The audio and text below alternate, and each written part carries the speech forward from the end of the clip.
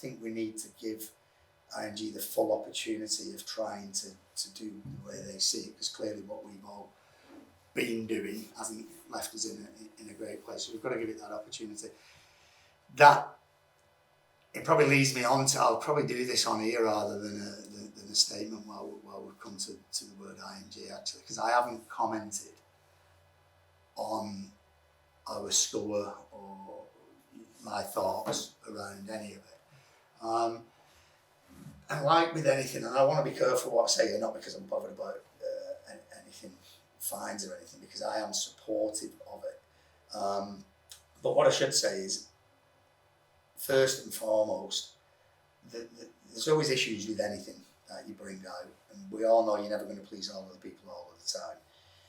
And it's work in progress, and it's been put out there now a year early in order that we can see what problems it creates or occurs, and we can all get together in December, which we're doing, and we can express those, and then we can be brave enough, I'm sure IMG can, to tweak and change and get it so as it works and it flows right. The big, before I talk about specifically our school, the big issue in my mind that it immediately portrays is talking about London coming in ranked 20th on points, were basically there's absolutely nothing that they can do that sees them in Super League. Knowing that before you start a campaign, I think that's an issue. But I think also that's probably come blindside, because where they were to have finished in the playoffs was remarkable, and then to have won them, I think Mike had did an outstanding job. I was really pleased for them, and I'm looking forward to playing them. And when you see someone invest like they have, it's great to see that success. But I just feel that it's very awkward for us as a sport to have a team in there that basically has no real purpose. Now, you could argue back that, well, there is a purpose, because the more points the higher up they finish, everything they do can score more points to improve the score that in time gets them to there. So I'm aware of that, but it doesn't look right. That's my own personal feel on that element of it. Then there's the other element of how that can also look in terms of where it provides a safety net to somebody. Now, again, I'm being careful how I speak here, because I'm going to use Salford as an example, and everyone knows that's my second team anyway. And I think that they've done, since not having Marlon, I think Paul King, whatever criticism people give him, I think he's done a fantastic job there in knowing what I put in and knowing what fans they get to what we get, knowing they're in a similar sort of council stadium setup and deals and agreements, and the costs of a great facility which they've got themselves. I think they've done a great job of finding quality assets. You can go back to like Ben Murdoch, Masilla, as far back as that, and then selling them to basically be the equivalent of having a benefactor. They've made their players be their benefactor by getting a talent, getting it on a decent deal, and then capitalising on that, which keeps them in a solvent position. That should be credited, not criticised.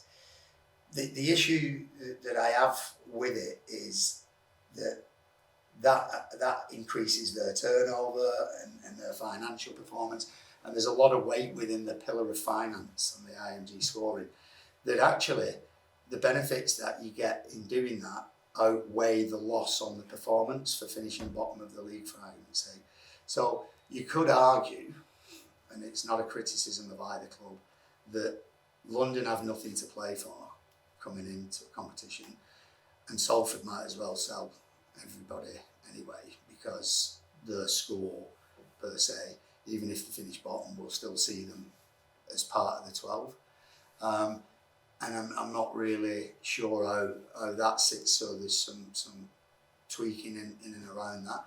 But the actual idea of it driving standards up and things is obviously something I support. Getting to Leigh, the one part I didn't support on the voting element of it, was catchment area. I don't believe that anybody should be graded at anything that they can't control themselves to improve in any walk of life, in any business. Nothing should be set in stone around you that you have no power to do anything about. So, you know, short of moving our club out of Leigh, we can't change that score. So I think that just needs removing, or re-rewarding based on, you know, followers that we have like in PNG, America, South Africa, as I'm sure other clubs do when you sign overseas players, Australia. I don't see that we're restricted to working within the area of Wigan and Leigh. Certainly not. You know, I'm sure there's people who live in Salford watch Leigh, and I know people who live in Leigh that watch Salford. So I just think that needs to go, and I'm pretty confident that it will, because I don't think it gets a lot of support, and that's fine. It's brave enough to change. I then think the other thing that looked glaringly at me, and I was in the Maldives and didn't want to get involved in jumping down anything. I purposely hadn't been too fussed about what that score came out as, because I knew it was a preliminary score, and I knew that I can do a lot around the financial pillar to make that differently, which I'll come on to. So when our score came out, I was aware that it was indicative of 12th, and I thought, well, that shouldn't set any panic amongst the fans. So when I saw the scores whilst I was away, with a statement attached to it that actually we're probably going to be 13th because Castleford's has been done wrong, I wasn't overly impressed with that, because obviously that set some panic alarms and people thinking, oh, you know, what's going to happen. I personally wasn't phased, because I knew our financial pillar, what it scored as, because I left it that way, and what it would score as. So I was no concerns at all, which I'll explain in more detail. But what was alarmingly wrong and raised an alarm to me, without a shadow of a doubt, was two things. The first one, and again, this is not critical of any club, I'm going to name Bradford, okay? And you know, Nigel Wood's no stranger to the game. He's a very intelligent man, so we've got a lot of respect for. Did the game's best ever deal with Sky in the first instance, and its biggest deal. Should be congratulated for that, and I'm sure he'll do a great job at Bradford. And I would love to see Bradford back in the top flight with a good facility. But nobody can argue with me, Nigel wouldn't, that on the face of it, on those two scores, when I'm looking at it in Maldives, I think it was about 0.45 difference between Leigh and Bradford. 0.25 of that is for winning the Challenge Cup, which you lose. So I'm looking at that as 0.2 difference. Now, something then strikes me as this can't be working correctly, because again, I'm saying no disrespect to Bradford, but their stadium, the pitch doesn't meet the minimum standards anyway, which obviously they wouldn't have scored for. It's dilapidated. You know, it's no longer the a top quality playing surface. It needs significant investment, or a new stadium, which they're aiming to get, and I hope they do. So, and for the last 3 years, they've been in Championship, Championship 1 before that. They've had, financial problems and so on and so forth. So I fail to see how any kind of scoring structure would put them so close to a team that's in a modern facility, state-of-the-art stadium with LED boards, with a big screen, with a fantastic playing surface. A team that in the last 3 years has been in Super League, out of 2 of them. That's done the treble in the year it wasn't in Super League in the other division. It's just won the Challenge Cup and finished 5th, and it's probably got more eyes on it than a lot of clubs in terms of media attention, and raising the bar on the entertainment and what it's bringing to the game. So in my mind's eye, without blowing me on trumpet, we're actually, and a lot of fans have said it, we're actually putting out there what people think the game should be doing. That's my interpretation of it, what we did last year. And that can't surely measure 0.2 different to what Bradford are offering. So if it does, you need to get where you mark your box out wrong, because without being rude, it's almost like having one of your highest performing students only getting 0.2 of a mark more than one of your lower looking facilities and where they've been in the game. So that didn't look right. Was the first thing, and then the second thing, what makes me wonder about the actual marking of it all, was the fact that in 2020, Lord Jonathan Kane, with members of the RFL, Karen Moros when she was there, Tony who is there, and members of Super League, did a similar process, if you will, on a bid of which team should take Toronto's place. Now, at that point in time, it was actually stated we're head and shoulders the best proposition, and we got the Super League place ahead of Toulouse. Nobody comes second, third, whatever. There was, York, Bradford in there, but we was classed as the 12th best team in the country and put into Super League. Now suddenly, since that point, having been relegated and done the treble, and then finished fifth and winning the Challenge Cup, we've appeared to have gone backwards, and we're now more than a point lower than Toulouse, who had the same season in Super League, got relegated, didn't win anything to come back up. So one of those processes got it wrong. So again, I don't want to be overcritical, but it can't possibly be right, because that doesn't stack as it being right, and the bad thing doesn't stack as it being right. And then I suppose the other one thing in there that I'll be pressing for change on is the primacy of tenure. I understand why it's in there. I understand how difficult the fixtures are to do. I mentioned that it's very difficult, especially when teams can't play every week in their own stadium. That just makes it almost impossible, and it does skew the competition where we've got to have 5 games away, and other people have, it's not your traditional like you get in your football home away, which would be the ideal. So I understand why you would want to work towards that and why you would reward something that can do that. But maybe the amount that is rewarded is what needs looking at, and I'll tell you for why. So we're promoting wanting to have good stadiums and good facilities. In our sport, certainly where it is at the moment, until it goes to whatever point, that's largely based on sharing with football clubs, to get into these better facilities. So that's something that we should be actually accepting and encouraging and being okay, not too big, but the right sort of level. We share with Man United. As a consequence of that enables us to have that fantastic facility. And it means that we have to have a playing surface that is just absolutely superb. And to have that, it has to be taken up every year and put back down at a certain period within guarantee. So rather than punish that, if you're not going to reward it, which I think you probably should do, because it's, in my opinion, the best playing surface, or certainly one of them, then you certainly shouldn't punish it. So if you're not going to reward it, that's fine. But you're punishing it. So what you've got, and again using Bradford, you've got Bradford's pitch that can be played on whenever Bradford want to play on it. So they get 0.25 points. We get 0.25 points for having LED boards and a big screen that they don't have. So on that element of it, we both get the same. One's a pristine playing surface, the other one's not, and the corners are gone with the cars racing around it. And the other's got LEDs and a screen around it, and this one hasn't. That ain't right. No matter anybody tells me what they want to tell me, that ain't right. So that's the other thing. And then just lastly, before I go through our score, is I think there also needs to be minimum standards within the standards if you're going to be grade A. So what I mean by that is that somebody can score 15 points and the class as a grade A club. I don't think that's right unless you possess certain criteria within that.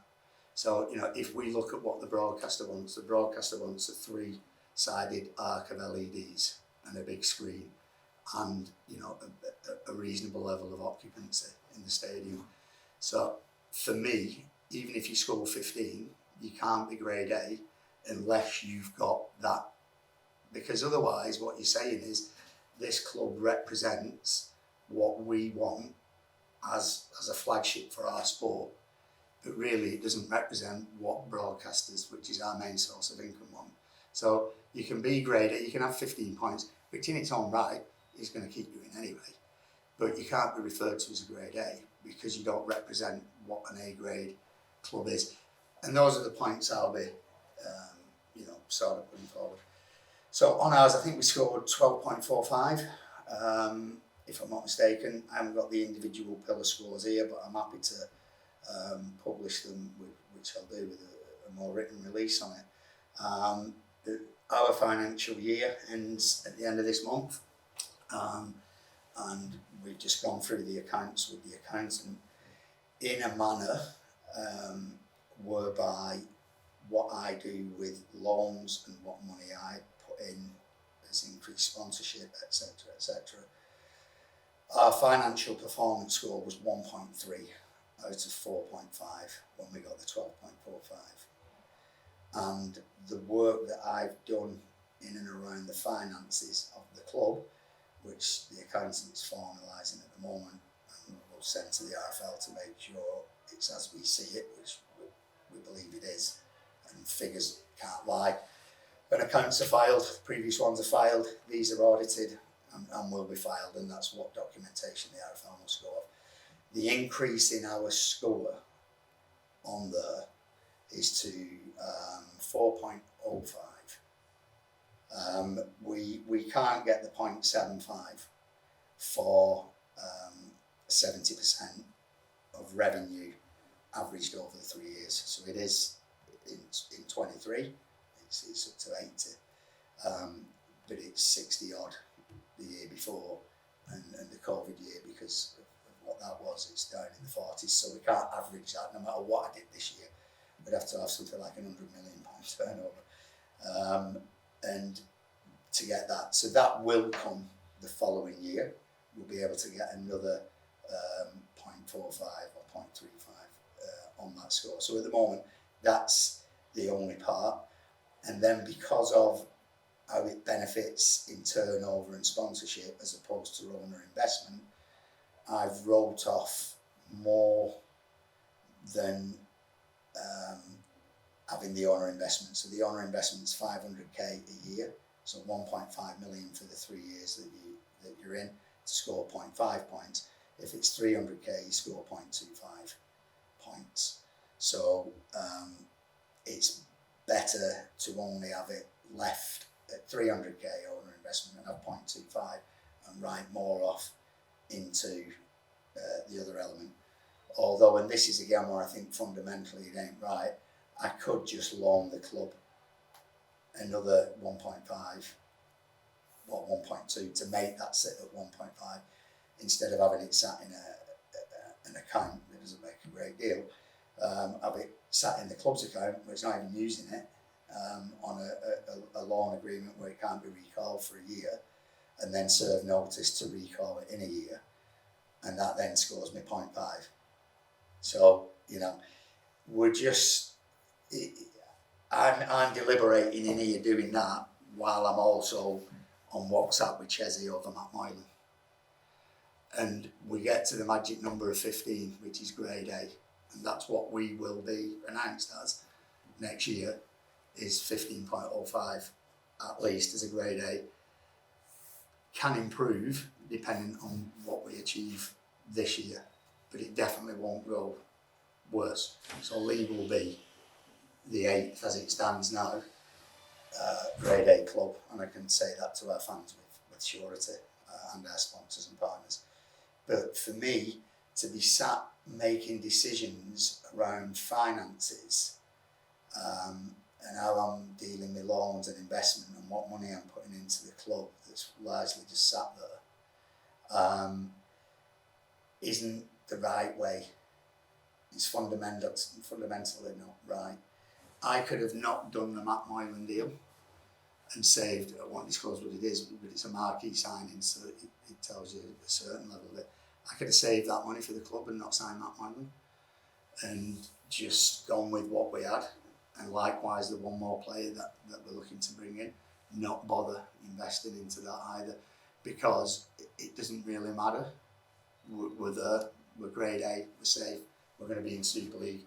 no matter what.